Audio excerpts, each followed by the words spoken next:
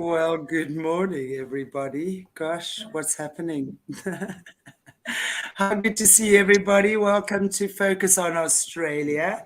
And I have with me today the awesome Ash, who you guys have definitely gotten to know over the past few weeks, telling his story coming from, I always say, hell to healing. And it's just amazing, Ash, to hear your story and just for you to be sharing everything that you have and really opened our eyes.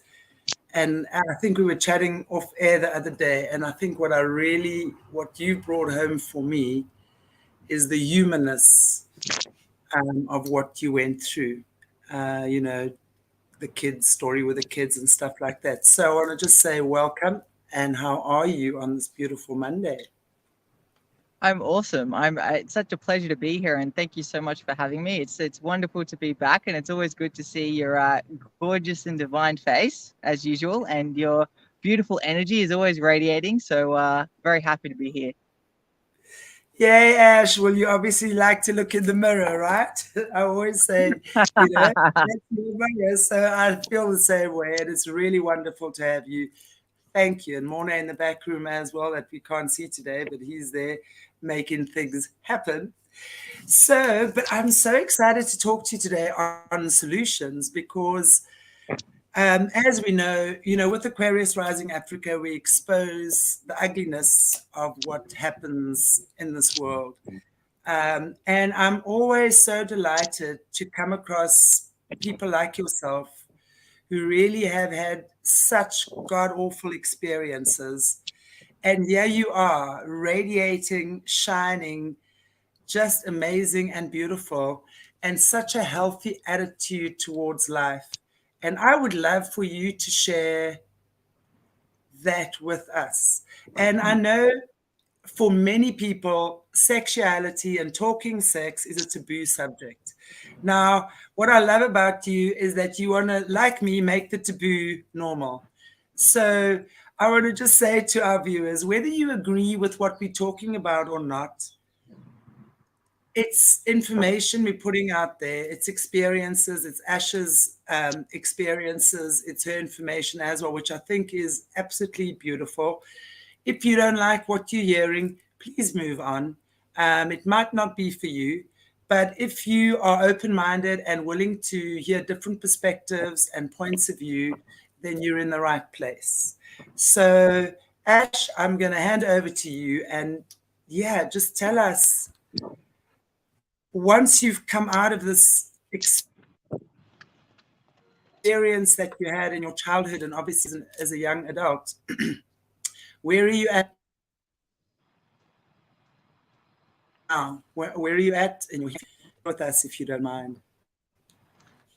Absolutely, thank you. So for me, I've been through a very long period of healing and working through my issues and going on a journey, which has really turned into an adventure in regards to my sexuality and exploring all things love and romantic connection, attachment, relationships, and that's something that I'm truly passionate about. For me,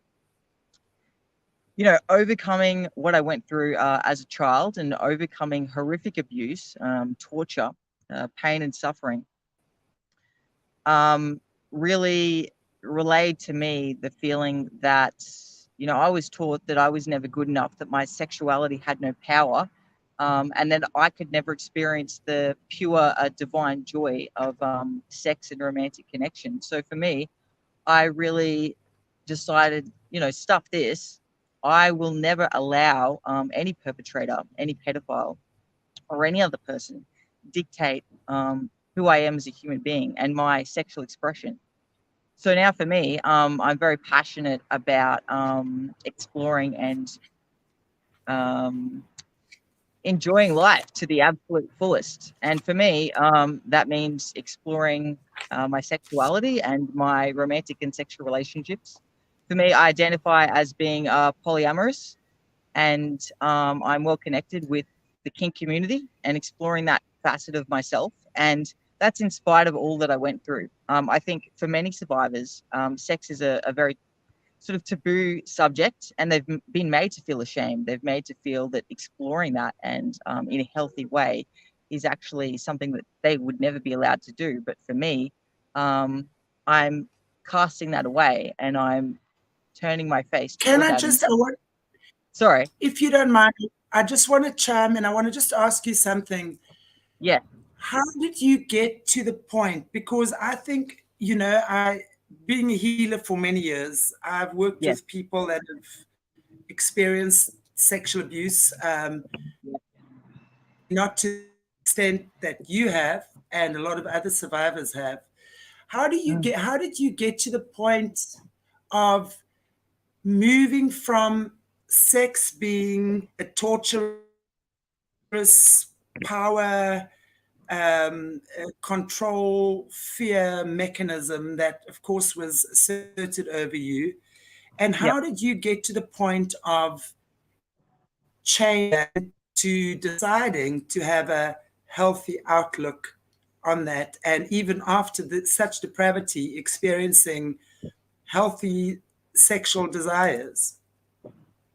Yeah, so for me, it was a journey. It was a journey that was based on self-love and self-care, and gentleness, and taking things slowly, and celebrating all those facets of myself that were deemed deplorable by others, and defining myself, redefining who I was and my sexuality, and celebrating the light within. So for me, it was a very gradual and slow journey. But what I realized was, look, I experienced flashbacks. I experienced pain. I do have lifelong injuries from what I experienced. So I can totally empathize and understand other survivors. You know, it's a huge challenge to get to the place that I have. And yet I've done that by, I guess, it's not as if I've cast away my experiences, but um, through sex, I've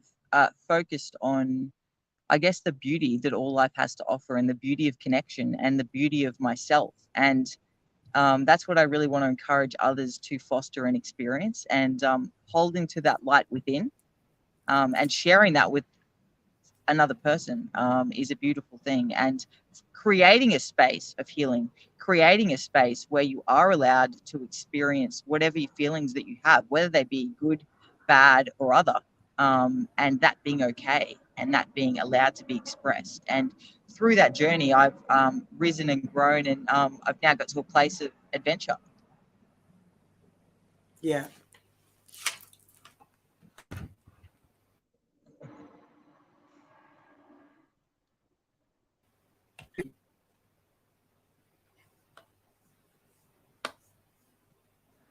Ash, can you hear me? Yes, I can hear you. We seem to have a Absolutely. problem. Okay.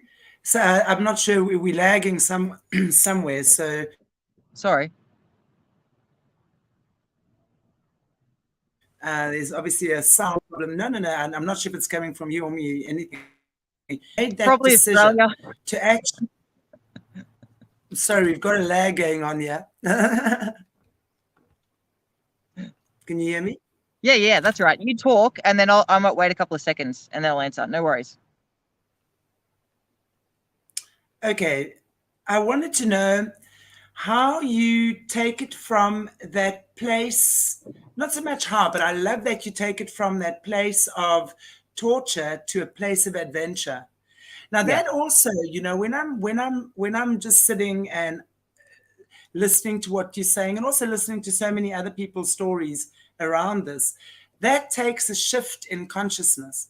It takes a absolutely. massive decision to make that change and to Yeah, make that shift. And it's a very brave shift to take, because it's kind of going against every single fear response that a child has been subjected to and ingrained. And often, like with the kids being taken into the system so young, and for them to come out, that is such a, it's really transmuting every fear response to sexuality that the human psyche has been subjected to. Would you agree with that? Absolutely. I think spending a decade in trafficking and being subjected to horrific torture and pain and suffering and intense fear, the greatest fear that a human being can possibly endure. That's certainly what I experienced. And yet, when I was beginning my sexual journey, I was forced to confront that fear, not just one time, but over and over again. And what I really did was allow myself to feel that fear and through that and face that. And not only within myself, like I think for others, for survivors, I would say, like, it doesn't have to be with a partner. It can be within your own home, exploring your sexuality and exploring who you are and your desires. And any feeling that comes to mind, any thought that comes to mind, just allow it to be. And by allowing it to be, then we can face it and we can say, you know what? It's not necessarily unhealthy. If we have a flashback, that's okay. If we have a disturbing thought, that's okay. And yet we can still experience that pleasure in our bodies and celebrate who we are despite that. That's amazing. I think that's a very, very great, because it's all about turning it around. Everything that you've experienced, turn it upside down. That's what I really, that's my mantra, and that's my motto with the way that I've observed things to be. So it's like they've taken something that is such a divine, God-given, pleasurable gift to humanity, and they've turned it into something so disgusting and depraved and so full of hurt, pain, and torture that it really is, it takes a miracle, in my opinion, to turn it around. So when I'm looking at you, there's a miracle, and I'm just wanting to try and get across to our viewers who are battling with this, what is that turning moment? And I do believe it's a decision. You make a decision not to be tortured by those memories anymore. And once you make that decision, you can turn around and decide then to enjoy. Am I right? I'm speaking from speculation here, but I'm asking you from your perspective, would that be about right? Absolutely. I love your point. It's all about flipping what they've done on its head and taking away its power, because it has no power over me anymore. What they've done to me, what was done to me in trafficking, what was done to me as a child, has no power over me anymore in my sexual life and in my romantic life, in my attachments. I see it as a pointless nothingness that they did, and it really doesn't define any part of my sexual experience, or my romantic experience, or my relationships. But to be clear, it's not just about flipping it on its head. It's about facing it, and it's about allowing whatever feelings to surface and saying that's okay. If you have a flashback or you feel suffering, then that's okay. And just to engage in self-care, to be self-loving, and to allow healing to happen in its own time. This isn't a quick journey for many people. For me, I'm guns blazing in there, and I'm always going hard. But for others, it may take more time. And you know what? That's okay, because we're all on our own journeys, and healing, and especially sexual healing, isn't linear.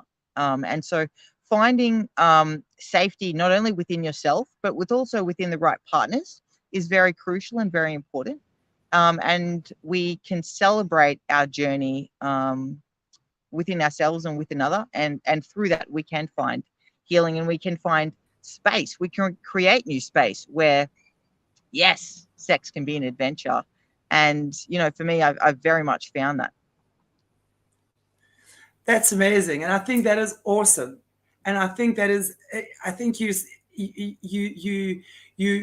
if I was in a similar position, I think I would find you very, very inspiring, and I would want to know from you how you did it. So I think there would probably be a lot of people that would take a page or two or 10 out of your book in terms of that. And I want to put it out there to our viewers as well. I know, as I said, this is often a taboo subject, but I would like to invite, maybe, I'm just sitting here thinking, some discussion around this in future. We can have a round table, sit with some of our viewers, who've had similar experiences and are willing to talk about how it worked for them, or even if, there's something that you could be stuck with and you'd like.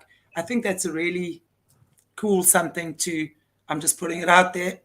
If anyone's open for taking on that, contact me and let's talk, because I'm really all about bringing the taboo subjects out in the open.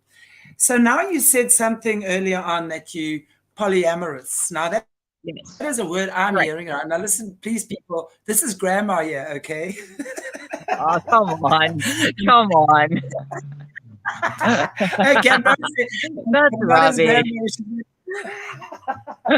as what I'd like to Exactly. put out there, but I'm just, yeah. Well, okay, Ash, you the youngsters, you're gonna be teaching me things or two here today.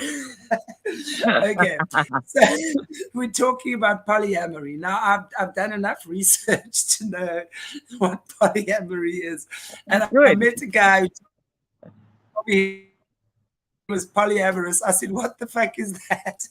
And then he said to me, he told me what it was, and I said, "Dude, you so barking up the wrong tree." I said, all my life I've been in polyamorous relationships, except I didn't know about it. Everyone else did, but not me. So right now, thank you very much. Take that polyamory and stick it where the sun don't shine. But, okay, so the point I'm making with that is, explain to us the 101 of what polyamory is, please. Yes. So I would explain it as though you've got friendships. So instead of friendships, you've got multiple romantic relationships. But when you think about monogamy and committing yourself for an entire lifetime full of loyalty to one person, that's a very admirable concept, and that's totally okay. And if that's something that you are most comfortable with for you, go for it. I completely applaud that. That's wonderful. For me personally, I have a lot of love to give. I have a hugely loving heart. I am hugely sexually expressive, and I love to express myself with multiple partners and multiple people. And for people, can be quite a taboo subject and can be quite foreign. And people sort of view it through the lens of, yes, cheating, or like, yes, I was in a polyamory relationship, but I didn't even know it. But imagine you have which was great. I mean, I think a lot of people think that way, and I totally understand that. So imagine you have, say, 3 separate friendships, and all of those friendships are very important and meaningful to you in 3 very separate, meaningful ways. And that's what polyamory is like. So nobody is better than anybody else. Nobody is elevated more than anybody else, and everybody is celebrated for who they absolutely are. And for me personally, I don't experience a huge level of jealousy. I'm very secure within myself. I know what I'm capable of sexually, emotionally, and spiritually, I guess, in a relationship, and I know what I have to give. And so that security allows me to have multiple relationships with multiple people, and to allow those people to have relationships with other people without me feeling jealous and without me feeling threatened, I guess. And look, that's a journey that was challenging for me to go on, because it wasn't something that I initially was open to, but I learned over time that was the right thing for me. I hope that that's explained it. Has it? You're welcome to ask more questions. Absolutely, it explains it, and I think it explains it very beautifully. And I think the concept of that is very amazing. If that is what you're open to, and I think again, because rightly or wrongly so, we've been also told that you should never have sex before marriage, this whole religious BS crap, and Exactly. stick with one partner for your life, and if you don't, then you sinning in the eyes of God, and you hurting your children. And this is a lot over many years. It's a great understanding of human love, and I think it's a wonderful way for people to explore it, and I love the idea of it. But I think, again, for the average person to make that shift, and to, because, okay, let me ask you, what is the difference between polyamory and Yes. having an open relationship? Is there a Yes. difference? Because an open relationship is basically where the partners can have relationships with others as long as they tell them, type thing. Is that a Yes. similar thing? It's similar, yes, but it's different in the sense of generally, I don't want to speak on behalf of every open relationship and every polyamorous couple because, you know, everybody defines their own experiences and their own relationships differently. However, from a open relationship perspective, normally in an open relationship, there is a couple or a set of people that are sort of the most important in that relationship. And then you can have sort of casual relationships with other people. But that one core relationship always comes first. And then in a polyamory relationship, often there is multiple partners with multiple other partners. And that's a little bit more tricky to navigate, as you can imagine. Okay. Does that make sense? Absolutely. But Yeah. and everyone seems to be happy with the arrangement. So everyone, I mean, I read something the other day that a couple was married, but he had, so there was, but she was happy. She was happy. And Yeah, that's the most they were having a important baby. thing. Yeah. That's the most important It thing. I is. think for people, like when people have a lack of comprehension, that's not a worry at all. Like I'm always happy to discuss it and engage in dialogue to help people understand. I think the most important thing is consent in any sexual and romantic relationship. Consent is absolutely paramount, and making sure that your emotional and sexual and spiritual needs are met within a relationship is absolutely paramount and crucial to every relationship, whether that be open, poly, or mono, as we call it, which is a stereotypical traditional relationship. Um, it is challenging because you have to navigate feelings of jealousy. You have to see your partner with another partner and be okay with that. And sometimes feelings arise that you're not comfortable with. Look, for me personally, they don't really arise, but I'm pretty relaxed and open-minded and very centered within myself. But I know for a lot of other, polyamorous couples, a lot of feelings arise and they need to work through that and communicate. Communication is paramount. Instead of having a monogamous relationship where partners are cheating behind their back and there's no communication, there's repression, there's denial of feelings. In a poly relationship, you can talk about that. You can say, hey, look at that sexy babe over there. I find them attractive. And you can express that to your partner and your partner accepts it and that's okay. And they don't feel threatened by it. And I think that's a very liberating feeling. But again, this takes work. It takes time. And it's not easy to come to that position. So I want people to know that, as well. And it's about what you're comfortable with. It's about consent of both partners. It's about mutual communication. And more importantly, it's about celebrating that divine energy within who you are. Because look, at the end of the day, even monogamous couples, a lot of the time, you might find a celebrity, or you might find another person attractive. And a lot of the time in some monogamous relationships, people feel that they are not allowed to express that they are not allowed to tell their partner about that for fear of jealousy, for fear of, a lack of security. And polyamory is really about saying you are free to be who you are and you are free to experience whatever you experience, and that's okay. Sorry, I'm talking too much. I think no, not at all. I'm loving everything you're saying, and it's really so you explain it so well.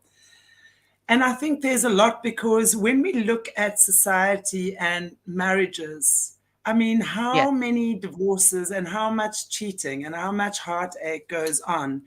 So Yeah. it's obvious when you're looking at traditional marriages and relationships like that, that there's something not right with that equation. And I'm going to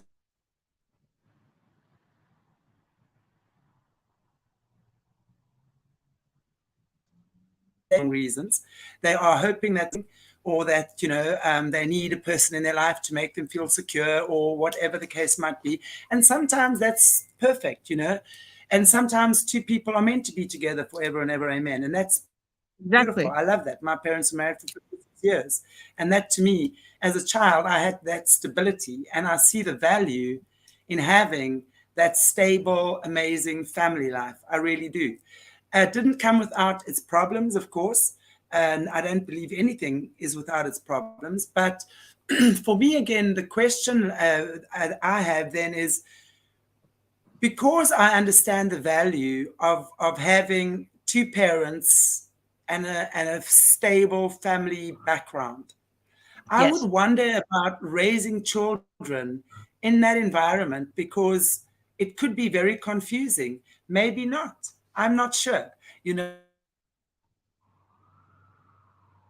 this is why I'm asking, because maybe that becomes the child's norm, that they have different family members to reach out to. And does it stay, have you found it stays like this, polyamorous relationships? Have you found they actually stay poly? Do people grow tired of it? Do they eventually go back to monogamy in your experience?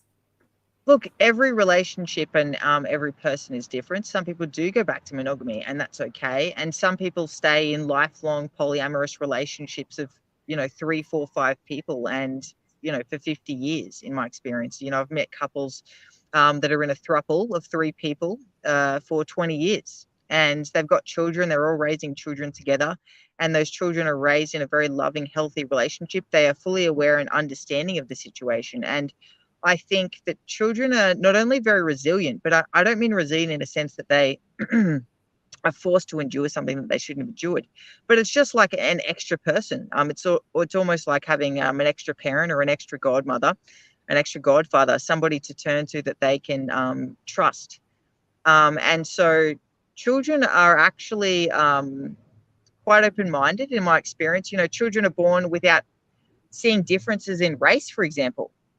Yeah, Children exactly. don't see color, and they don't judge. They are beautiful, innocent creatures, and it's the same growing up in that environment. As long as we raise them in an environment that is healthy, with love and with kindness, with healthy attachment, I think children can grow into wonderful, incredible human beings. Absolutely. And it's true what you say. Love is love, and I think we should be given that freedom to express the way we want to love without judgment.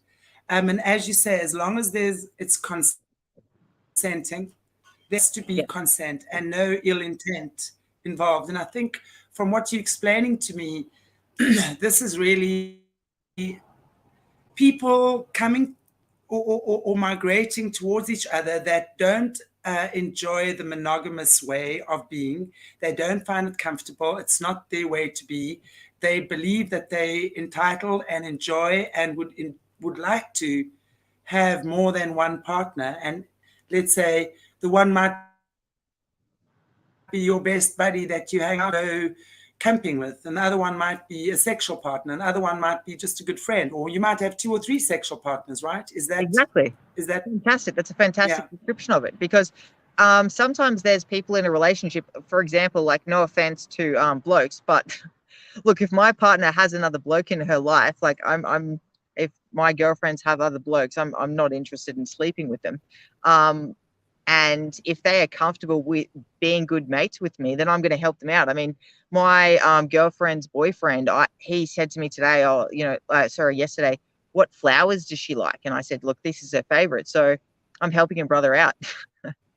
But at the end of the day, I'm doing that from a selfless perspective. I want to help him. I want to help her. I want to see them grow and flourish in a relationship. I mean, that's the most beautiful thing in the world to me, that they are both happy. It absolutely is. And I've got to say, I commend you for that. I commend you because I think Thank you. that is really stepping outside of the box of normality and totally being okay with not being bound. Yeah, So it's a exactly. choice, and it's a freedom to express that choice, and it's a beautiful way to do Thank you. I really appreciate that. it. Absolutely. I'm interested to see if any of the viewers have any comments here yet. No, not quite yet. Everyone seems very quiet there. But okay, so we'll They're see if anything probably comes in. stunned. They're probably like, what the heck, Ash?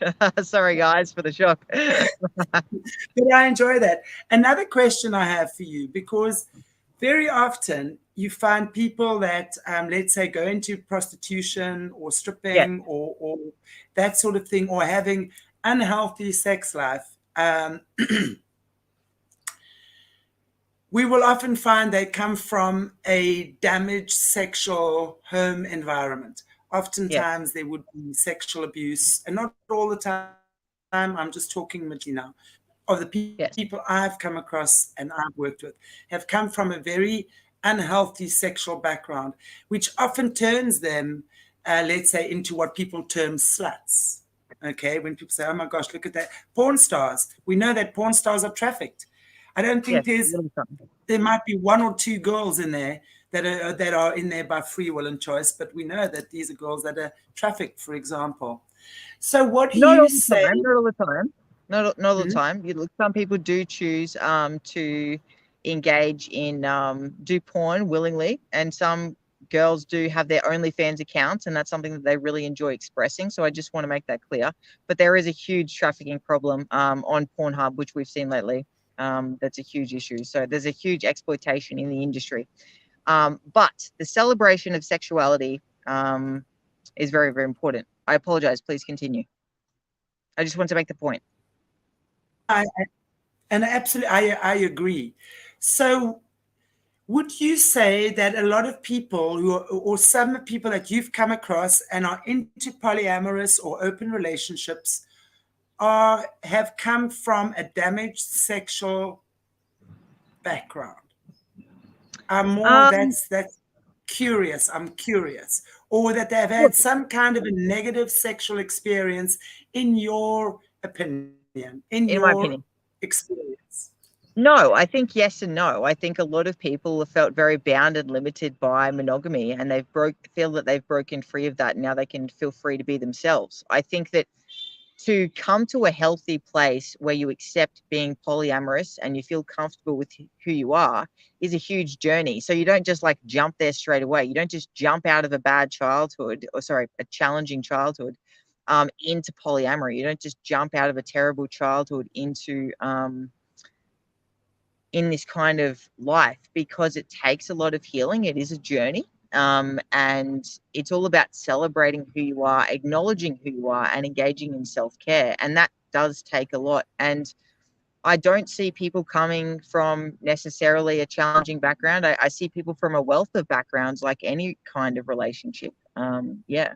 And look, I think polyamory and sexuality in general is all about freeing yourself from shame. I think there's so much social conditioning that we associate sexuality with shame. And look, especially for women, associating their sexuality, being sluts, being sleeping with multiple partners. We are told that that is something to be ashamed of. Of course, that's not something to be ashamed of. You should be proud of who you are. You should be allowed to express who you are. If you want to date somebody, if you're 50 and want to date someone that's 30 and have a wonderful sexual relationship that's healthy and consenting and fantastic, go for it. If you, want to explore some strange kinks in which you were whipped in a consenting and healthy way, then that's okay. And that's really important for people to know, because sexuality and romance and attachment is not something that we should be ashamed of. And growing up in my childhood, I was always taught that self-expression, especially self-expression of sexuality, is something that we should view in a negative light. And I just don't believe that. I think that it's a beautiful, spiritual, life-affirming experience that everybody deserves the right to have a fantastic sex life in which they are happy, in which they experience multiple orgasms, in which they experience the pure joy of being. And it is not selfish. It is not through a lens that is one-sided. Like what I grew up with, it was very one-sided, and I really had no say. I was really helpless in that. And so it was sort of hedonistic. These psychopaths are hedonistic in their nature, and they're just pursuing that.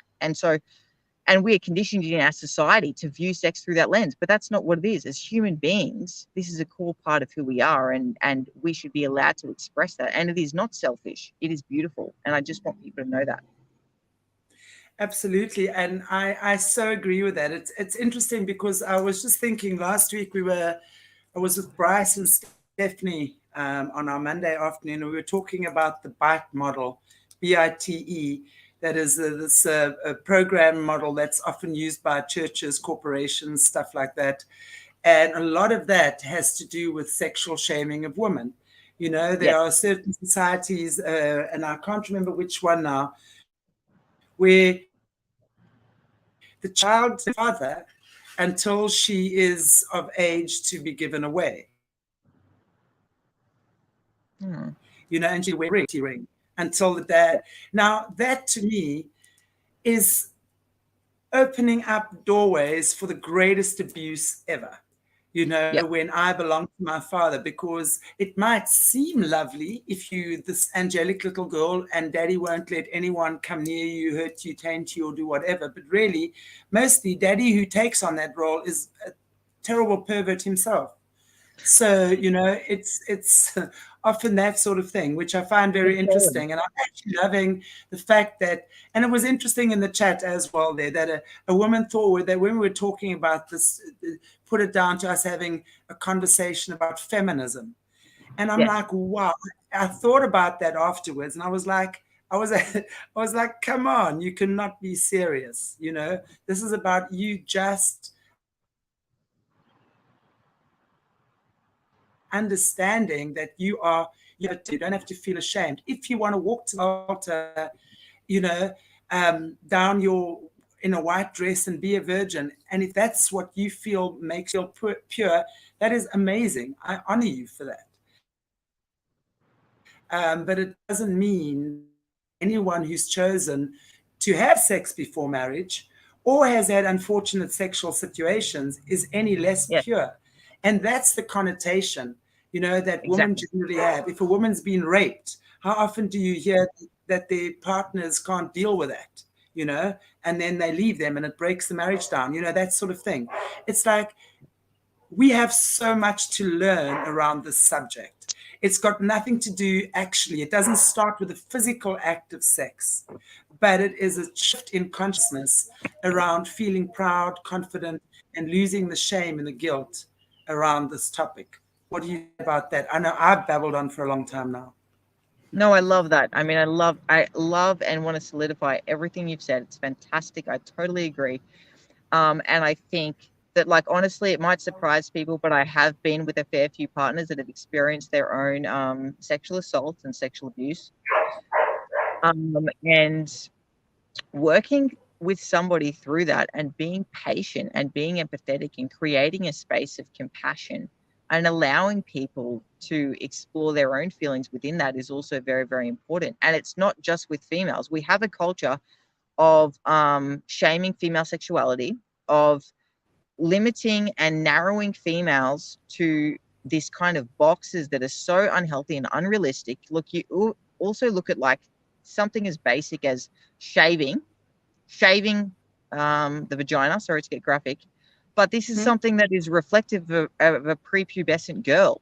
Why are we doing this? Why is this the gold standard of what we should do? Any woman who wants to grow her hair or do whatever she wants with her body should be completely celebrated and allowed, and it's completely up to her. Body autonomy is very, very important to me. And it's not just about female sexuality. It's also about this culture of male sexuality where a male is only defined by the female partners that he has. And the definition of those partners is like their looks. If you have a bunch of like sexy girls, then you are seen as more of a man. Well, what about their emotional needs being met? What about having an emotional relationship in which you're allowed to express yourself healthily and express all those emotions that you've kept inside because you are male and because you feel that you are only seen as a utility in the capitalist society? I mean, that's also very, very important. So it's about celebrating not only the female energy, but the masculine energy and everything in between. And everybody's sexuality should be allowed to be explored in the way that they feel comfortable doing, in a way that casts off shame. Yeah. I couldn't agree more with you in terms of that, and I always say, as much as what women have been lied to into believing that they need to be ashamed because they might have had 20 partners by the time they get married, or five, or whatever it might be. Fantastic, Many whatever that is. Exactly. And, in the same way, men have been lied to as well, to think that a woman is your conquest. You can go Yeah. out and try and shag as many chicks on one weekend as you can, but then you expect to have a virgin as a wife.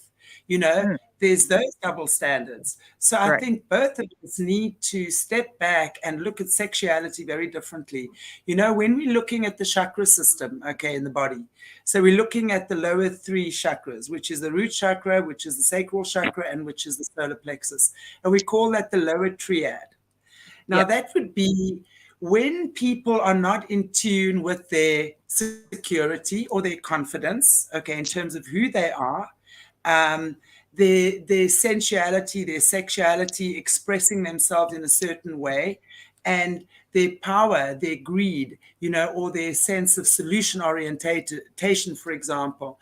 So when those qualities are still in the negative, it sucks you down. It's like a lowered triangle that points down to the root, which is the root chakra is the male sexual chakra. So and the sacral is the female sexual chakra, and when they are distorted, then we have these addictions to sex. We have these unhealthy relationships. We manipulate, we control, we violate each other. So when we understand the beauty of the male, female, male, male, female, female connection, whatever it is, consensual, I believe then when we come into full acceptance of that element in us, that we are a beautiful human being and we are free, and we can express ourselves in whichever way we choose without restriction, we then automatically would restrict ourselves or choose ourselves. It's not going to be this wild party of free for all, boys weekend and girls weekend, and get drunk and don't tell anyone when you come home, and you have that guilt inside of you all the time.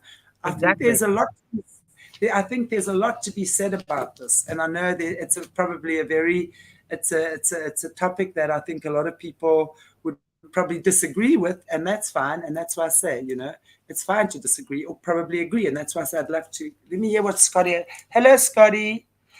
Poly can also be used as an excuse. Individuals' choice on how they live. Choosing not to be poly myself, there can be an awful lot of poly that can have unkind to my choice of. Sorry, I didn't get that. But yeah, what he's basically saying is that it's a choice, and if you want to be that, that's fine. But I think it's also important. What would you say about people? I mean, what is your opinion on that? There's a bit of lag. His statement. I think he was touching on the fact that people and look, I have seen, to be honest, I've seen some monogamous relationships. They've been dating for 10, 15 years, and to be honest, their relationship has become toxic and healthy. And they say, I want to open the relationship up, and it's very one-sided. It is a bit of an excuse to not deal with what is going on in the marriage or the relationship, and emotionally connect and sexually connect with somebody else. And look, that's not reflective of true polyamory. That's very, very toxic. It's very unhealthy, and it's reflective of a wider issue. So I don't like when people limit polyamory or monogamy to being toxic in any capacity, because we can always see unhealthy patterns in any type of relationship. But it's about consent. It's about communication. It is about respect, and not using excuses, and about celebrating each individual separately and together. And that is the most important thing in relationships in general, in any relationship, sexual, friendship, familial, or otherwise. You know what has just dawned on me, and as you were talking, people have been weaponizing sex for so long. Think about this. Men when they rape, and women when they manipulate. Okay, well, I want this, you want me to do whatever or whatever. I want that though, it's been weaponized and turned into something so disgusting, actually. If you think about all the spy movies you watch, it's all about sex, right? And if you think about any politics and what have you, it's all about sex involved. I mean, you just look That's at what I experienced.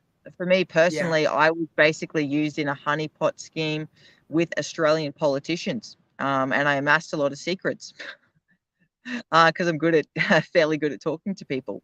But this is a kind of psychopathic way of thinking. This is psychopaths defining how we view sexuality, and we cannot allow that to blossom in our world and define who we are. because Absolutely. it's not true. It's just a lie that we've been sold, and to break free of that is challenging, and I completely understand that. So it does take time. It does take opening mind, opening consciousness, connecting with your true light, and feeling very secure within yourself. You know, to see your partner go with somebody else, that's hard.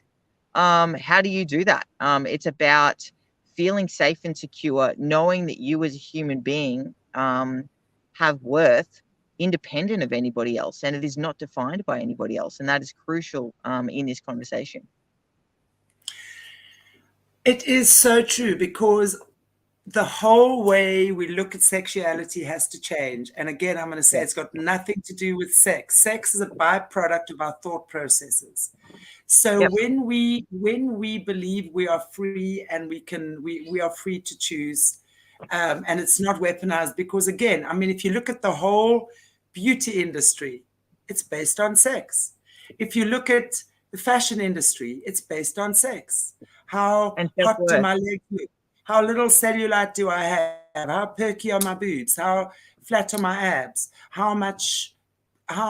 What makeup do I have to make me look attractive to the opposite sex or for the same sex or whatever? Exactly. It's But does that matter? I mean, look at me. I'm sorry, but look at me. You know, I've got third-degree burns. I've got 85% third-degree burns. I've got no ears. Part of my nose got burnt off. I've got what I call the mini hand, which I hold girls' hands with it. It does a fantastic job in the bedroom. And it's about redefining our worth. Not sorry. I love it. You had to get that in there.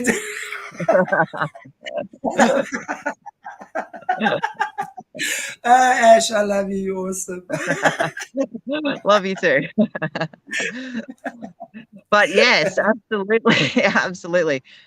We are stripped down of our worth, and then we are sort of built back up and told that if we buy these products and we're sold these products and we buy it, we will be attractive. We will gain that self-worth through an attachment with another. And that's absolute rubbish.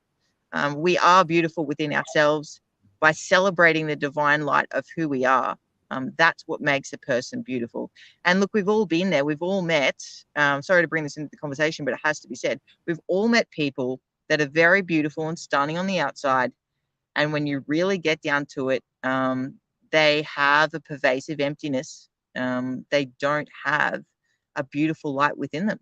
And sometimes they are just a shell and they are just ego because they're not connected with who they truly are. And so looks and this can only get you so far. But because we've got a culture that has been defined by, in my opinion, a capitalist culture that's been defined by a psychopathic lens and a way of thinking, psychopaths do not get their self-worth through emotional attachment, healthy attachment, connecting with life. And so all they get it through is sex, looks, and power.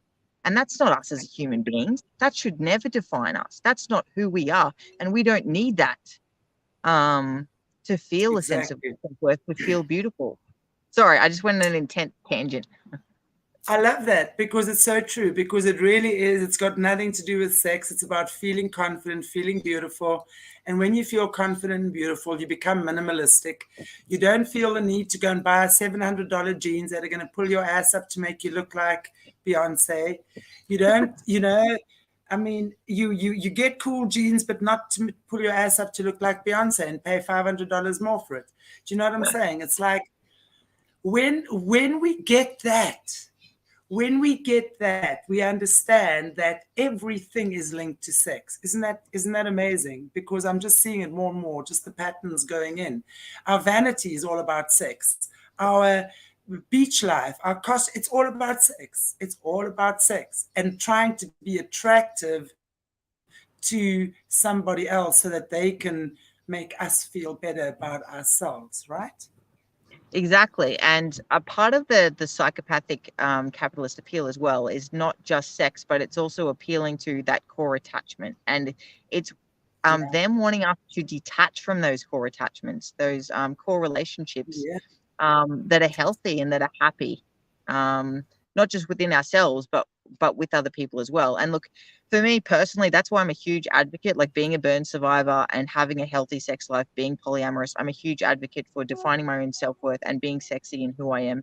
And that's kind of shocking for people. You know, when I got burned, I was in a full burn suit. I used to walk around the city with a shirt that said, "I'm bringing sexy back," like the Justin Timberlake song, I believe it is. And people were shocked and they were stunned. You know, I used to have it as a ringtone. I'd be on the bus in a full burn suit looking like a mummy and having "I'm bringing sexy back" playing on my ringtone is like, "Yeah, hello, what up? How you doing?" with the "I'm bringing sexy back" shirt. And because I'm like, I'm not going to get defined by societal standards of what is sexy. I am sexy within who I am. That's it, baby. Absolutely love that. That is so beautiful. I can't believe how awesome that is. I really can. And you've got so much to teach this world, Ash. And you know what? Our time is up for today, but we will be back next week, and we're going to be talking about a whole lot of other stuff. So please hang out, please, guys and girls, stay tuned. We'll let you know when we're chatting to Ash again, because I can just tell there's going to be a lot of stuff that comes off this conversation, because it really is, at the end of the day, about feeling beautiful within yourself. And when you feel Exactly. beautiful within yourself, you are not jealous, you are not competing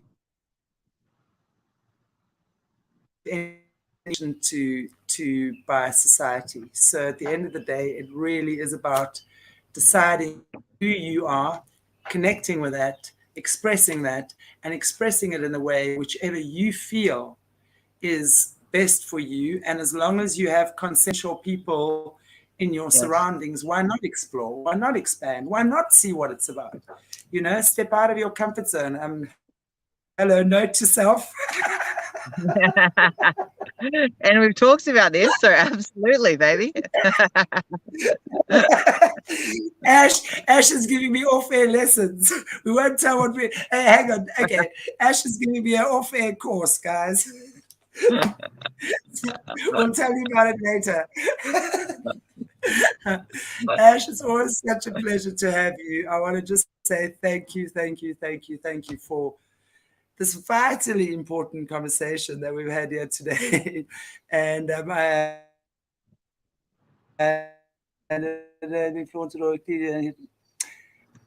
it's what someone is saying. Yeah, cleavage flaunted forever, yet now implants have only revealed blatant. It's true.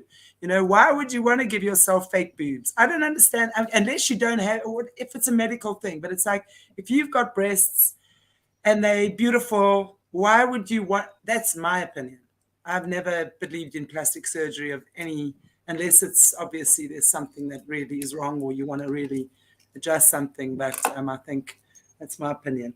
Anyway, Ash, is there anything in closing you want to say to us, and just to end off I just today? want to say thank you so much to everybody for listening and to be open-minded. I know this is a bit of a challenging topic for people to listen to, but the takeaway message that I want to give is that however you want to express yourself sexually, romantically, emotionally, and spiritually, as long as you're not hurting somebody, as long as you are consensual, and as long as you are celebrating who you are as a human being, that is okay. And you know, sexuality is beautiful. It is a journey, and it takes as long as it takes. You know, so just facilitate and love who you are, and who knows what the future will hold for each and every one of you.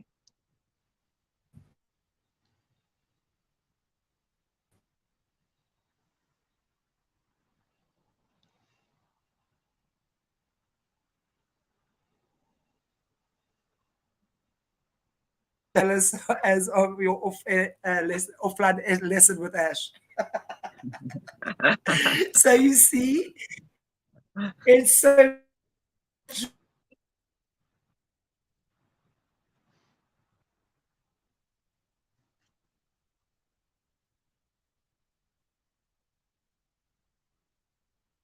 it's so true. It's beautiful. So thank you, Ash, for being here today.